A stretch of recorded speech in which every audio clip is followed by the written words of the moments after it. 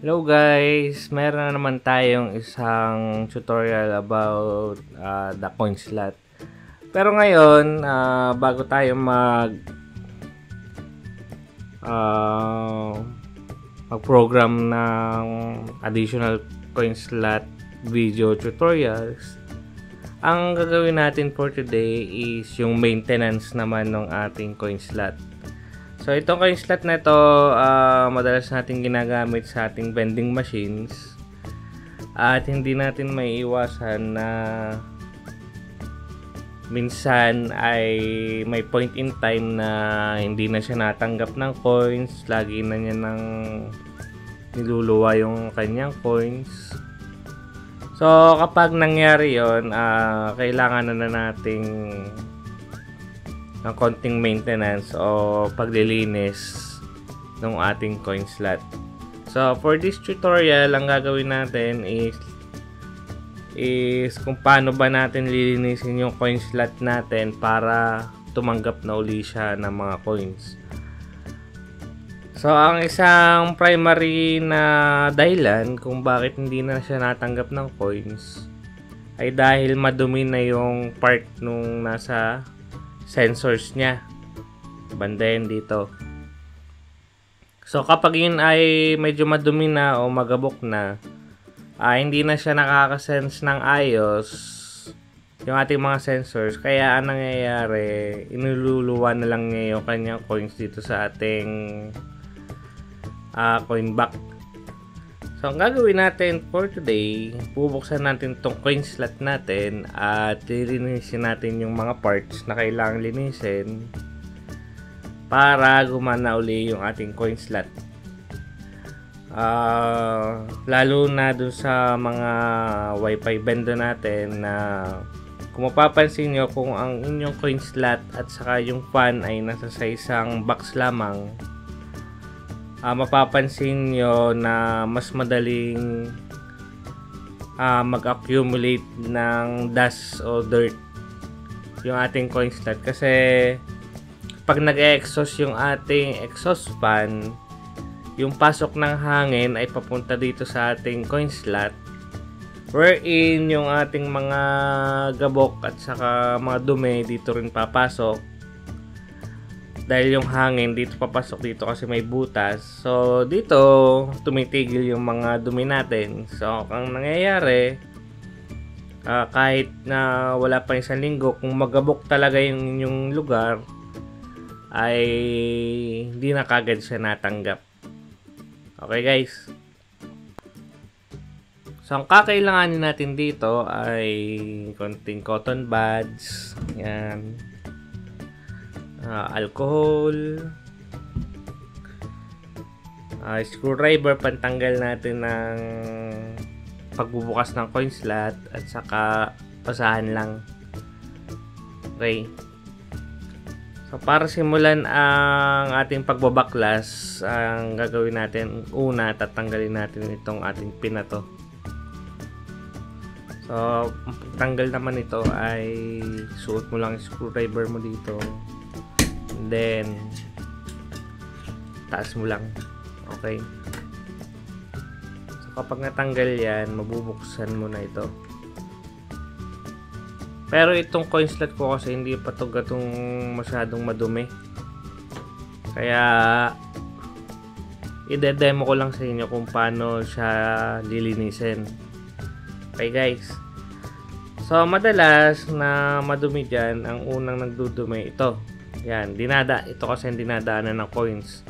At ito yung ating mga sensors. So, infrared sensors ito. At meron siya ka-partner dito kung makikita nyo. Yan. So, gamit ang cotton buds saka alcohol, ipinaplat ko lang tong konti. And then, ano ng alcohol. Yan. Tapos saka ko siya isinusuot dito. Yan. Yan. Ikot lang natin. Kasi naaabot naman yung ating mga sensors dyan. Pag ginabukas ito, hindi na siya makaka-detect ng ayos. So, ang mangyayari, hindi na niya ma-recognize yung ating mga coins kung siya ba ay registered sa kanya. So, sa susunod natin tutorial naman, since nandito tayo sa paglilinis ng ating coin slot, papakita na rin natin kung paano kinakalibrate yung coin slot natin. So, ito. Ano nyo lang ito ng basahan kapag magabok. Pwede na rin namang brush ang gamitin nyo. Pero basahan, okay na to.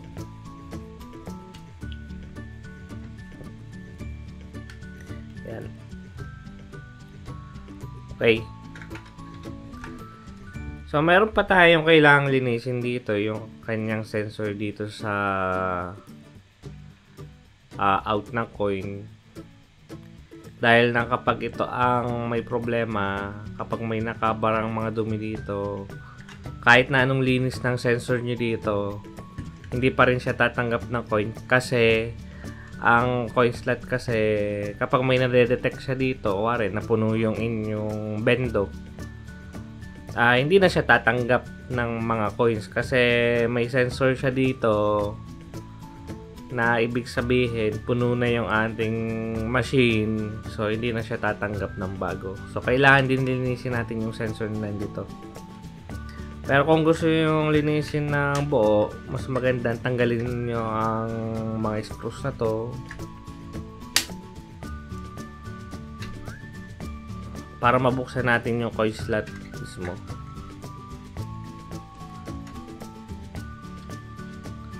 So, 3 screws siya.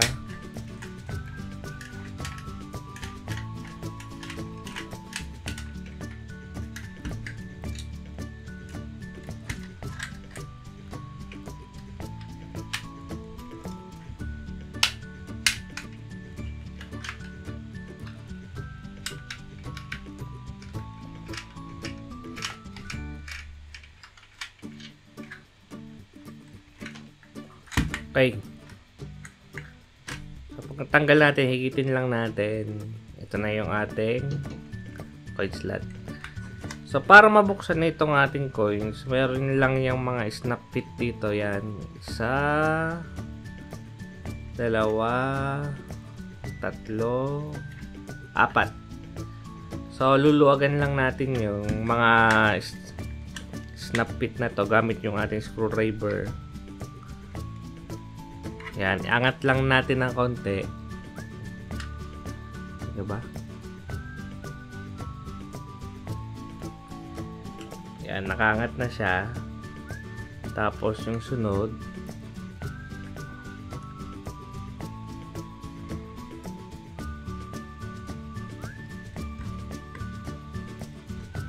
Okay. So, wag nyo masyadong pepersan kasi kapag pinorsan ninyo ito, maaaring masira itong ating snap fit na to.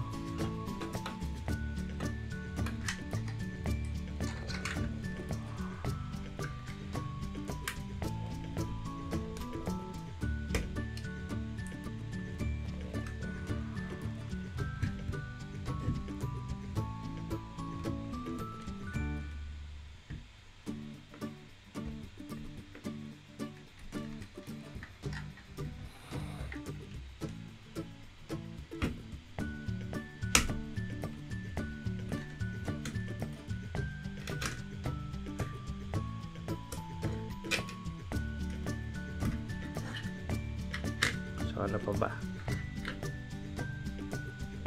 Okay na, bubuksan na natin to.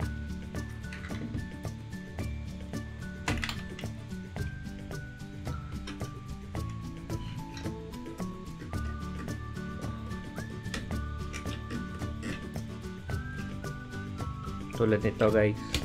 Ito kasi na-force ko dati eh. Kaya parang nagkaroon ng crack. Yan.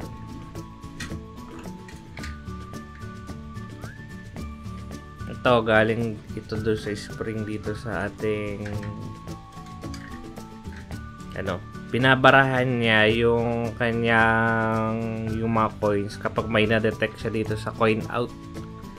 No, so ibig sabihin puno na yung kanyang vending machine. So lilinis niyo dito. Itong buo na, malilinis niyo na to. So gamit lang kayo ng basahan kasi kapag masyado magabok na talaga yung inyong lugar, itong portion na ito, yan, buo yan, magabok talaga yan. Minsan, madalas pa nakakapit yung gabok dyan, kaya mas mahirap linisin. So, kung may maliit kayong brush, pwede nyong sundot-sundutin lang yung ating mga sensors dito, saka ito. Yan, kita niya, may sensors din dyan. So, basically, ang ginagawa niya, meron tayong transmitter receiver na infrared, at ngayon yung kanyang signal magbabounce dito sa reflective na part natin para nasa sa isang side lang yung ating mga sensors. So itong portion na to kailangan din natin linisin kasi kapag yan ay magabok na, hindi na makakapag-reflect siya ng signal. So, lagyan lang natin ng alcohol and yung ating cotton buds. Kahit hindi na natin tanggalin to. Yan. So, once na nalinis natin yan, ito namang sa mga sensors, linisin din natin. Kasi kapag gabok, hindi mo naman maiiwasan na hindi pumasok sa bendok sa coin slot. Kasi ang pinaka natanggap talaga sa palagi ko ay itong coin slot. Ito yung puso ng vending machine. Kasi kung sira ito, hindi na magagamit yung overall na machine. Okay. So, linisin din natin itong portion na to. Pwede nyo alcoholan. Yan. So, once na malinis na siya, ibabalik na natin itong ating coin slot. Itong ating bubuuin na uli natin. So, make sure na kapag kinabit niyo yung ating coin slot, ito, ating stopper, nandito lang siya. So, balik natin.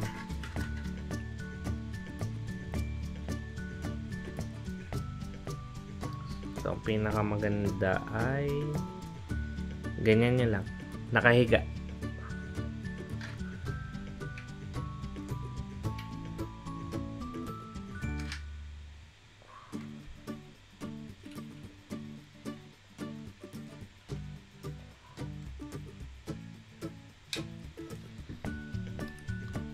So, kung hindi talaga humiga, pwede nyo sungkitin na screwdriver to.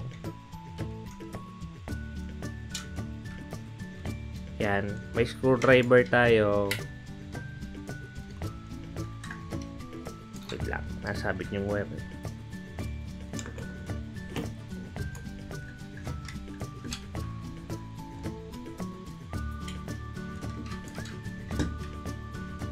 Yan, lagyan natin ang screwdriver. Then, saka natin ibalik yung ating sa coin slot.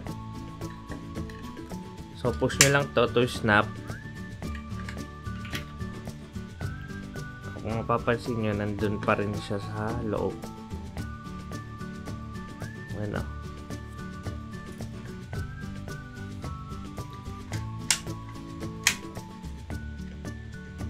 Okay na. Ngayon, ibalik natin to. So, ito, padaanan to ng wire.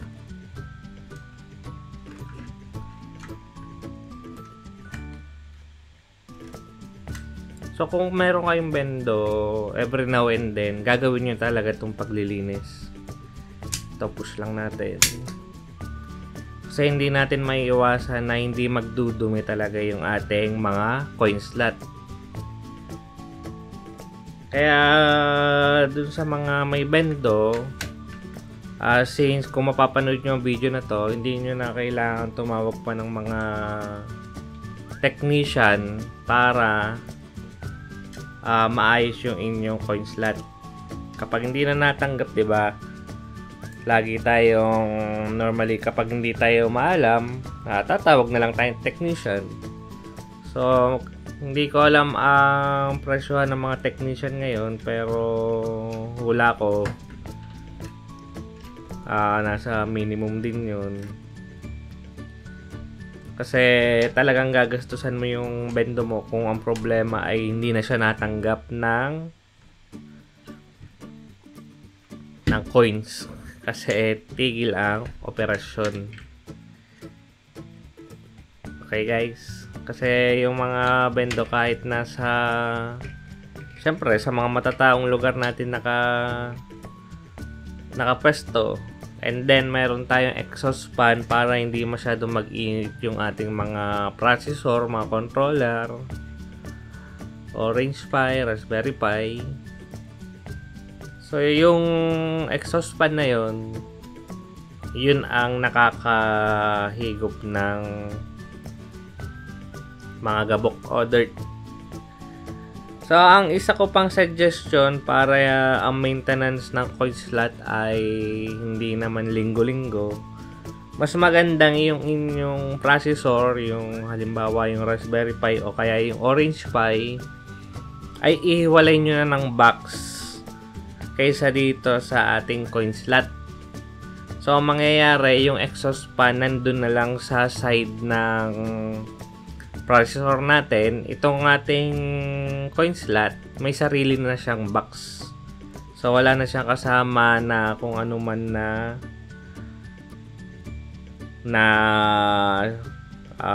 electronic sa kanyang box. Solo lang siya. Ganun ang ginawa ko dun sa isang bendo dahil syempre nahihirapan ako na linggo-linggo pupuntahan ko, masyadong malayo. So, ang ginawa ko ay in-isolate ko yung aking processor dito sa coin slot para kung wala kasi yung exhaust fan dito sa aking coin slot, hindi siya masyadong hihigop ng gabok mula sa labas. So, ang mangyayari, ang processor ko, yung Raspberry Pi, Orange Pi, hiwalay na box. So, doon siya hihigop ng gabok. Pero yun naman okay lang ng mga isang buwan mahigit. Kasi itong coin slot kasi ito yung puso ng ating mga vending machine. Kapag ayaw niyang tumanggap ay hindi natin magagamit ang ating bendo. So guys, yun lang sa araw na ito. And siguro next day gagawa natin ng tutorials yung calibration nitong ating coin slot, and then yung mga request ng ating mga viewers na kung paano mag-adjust ng time sa program gamit yung ating Arduino. So, naka-line up na siya mga sir. So, wait lang natin ang update natin, and yun na muna.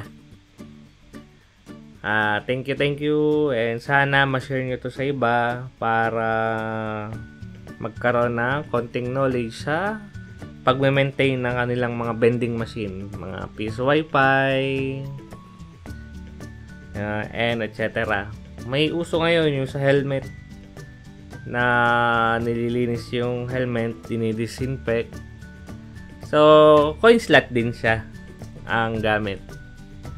Okay guys, kung may request kayo, chat nyo lang ako pwede kayo mag-comment sa comment section, and tingnan natin kung magagawa natin.